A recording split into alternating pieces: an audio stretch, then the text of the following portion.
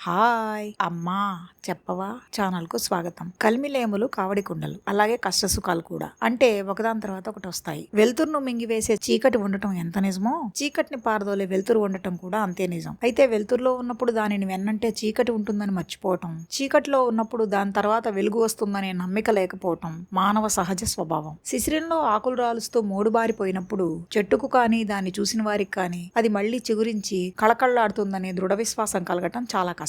అయితే ఎవరు నమ్మినా నమ్మకపోయినా ఆకు రాలిన చోట కొత్త చిగురు వస్తుంది. దానికి కొత్త జీవితం ప్రారంభమవుతుంది. జీవితంలో సాఫల్యతను సంతోషాన్ని పొందటానికి చాలాసార్లు కష్టాలను అనుభవించడం తప్పనిసరి అవుతుంది. మనకు నచ్చినా నచ్చకపోయినా కొన్నిసార్లు ముళ్ళదారిలోనే వెళ్ళవలసి ఉంటుంది. అలాంటప్పుడు గుచ్చుకునే ముళ్ళు మనకు దుఃఖాన్ని కలిగిస్తాయి. కానీ దాని తర్వాత వచ్చే పూలబాట కనిపించదు. ఒకవేళ కనిపించినా అది చాలా దూరంలో ఉన్నట్లు, దాన్ని చేరుకోవడం చాలా కష్టమైనట్లు అనిపిస్తుంది. అయితే గమనించవలసింది ఏమిటంటే కష్ట సమయాలు మనకు పరీక్షలు. అవి మన లోపల దాగి ఉన్న మనకే తెలియని మన బలాన్ని వెలికి తీస్తాయి, పట్టుదలను పెంపొందిస్తాయి, లక్ష్యాలను చేరుకునేలా ప్రేరేపిస్తాయి. దానికి కావాల్సిందల్లా ఆ కష్టాలను దాటాలనే గట్టి సంకల్పం, కష్టం వెనుక సుఖం ఉంటుందనే దృఢ విశ్వాసం. ముళ్ళబాటను దాటిన తర్వాత పూలబాట ఉంటుందనే ఆశ ముళ్ళ బాధను తెలియకుండా చేస్తుంది. లేకపోతే ముళ్ళు కొన్నే ఉన్నా కూడా బాధ ఎక్కువగా అనిపిస్తుంది. ఈ సత్యాన్ని గుర్తించడం మాత్రమే కాదు, దాన్ని ఆచరణలో పెట్టడం కూడా విజయానికి అత్యంత కీలకం. చాలాసార్లు మనుషులు తమ కష్టాలు వచ్చినప్పుడు తమకే ఎందుకు ఇన్ని కష్టాలు వస్తున్నాయని బాధపడతారు. తాము తప్ప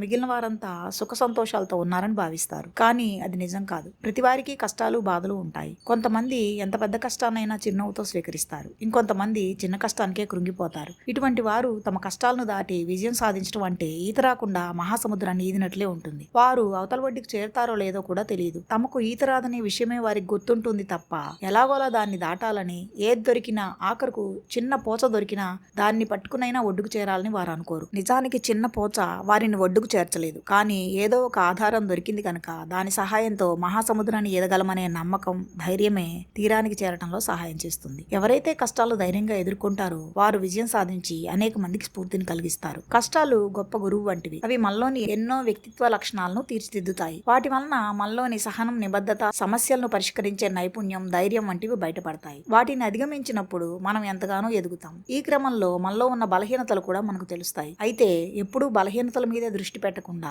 బలాల మీద కూడా ఫోకస్ ఉంచి కష్టాలను దాటడానికి ప్రయత్నిస్తే వాటి నుండి తప్పక బయటపడగలం. కష్టాలు కలకాలం ఉండవు. అవి మనల్ని ఆపే అడ్డంకులు కాదు, మన విజయానికి మెట్లు, మన సాఫల్యతకు సూచికలు. ఆకురాలే కాలంలో అంటే శీతాకాలంలో సుదీర్ఘ రాత్రిళ్లు ఉంటాయి. అంటే కష్టకాలం చాలా ఎక్కువగా ఎంతకు గడవనట్లే ఉంటుంది. ఆకులు రాలిపోయిన తర్వాత కళావిహీనం అయిపోయిన ఆకుపచ్చని చెట్లను చూసిన వారెవ్వరూ మళ్లీ వాటికి పునర్జీవితం వస్తుందంటే నమ్మలేరు. కానీ వసంతం వస్తుంది. ఆకులు రాలిన కొమ్మలకు కొత్త చిగుర్లు వస్తాయి. పచ్చపచ్చని ఆకులు కొత్త అందాలతో కనువిందు చేస్తాయి. సుదీర్ఘ రాత్రుళ్లు పోయి సూర్యుని కాంతితో కళకళ్లాడే ఉదయాలు వస్తాయి. శిథిలాన్ని తెచ్చే శిశిరాన్ని చూసి నిరుత్సాహపడితే వన్నె చిన్నెలు తెచ్చే వసంతం అందాన్ని ఆస్వాదించగలమా? అందుకే నమ్మటం కష్టమైనా నమ్మాలి. ఆకులన్నీ రాలిన చోటే కొత్త చిగురు కనిపిస్తుంది, కొత్త శోభను తెస్తుంది. ఇంకో రకంగా చూస్తే రాలే ఆకులు అస్థిరతకు, లోపాలకు సూచికలు. కష్టమైన వాటిని వదిలివేస్తేనే అభివృద్ధి, సఫలత కనిపిస్తాయి. శిశిరం ప్రతి సంవత్సరం వస్తుంది. అంటే వదిలిపెట్టడం ఒక్కసారితో అవ్వదు. ఎప్పటికప్పుడు పనికిరాని వాటిని, అంటే మన ఎదుగుదలకు అడ్డుపడుతున్న వాటిని, మనలోని లోపాలను వదిలివేసుకుంటూ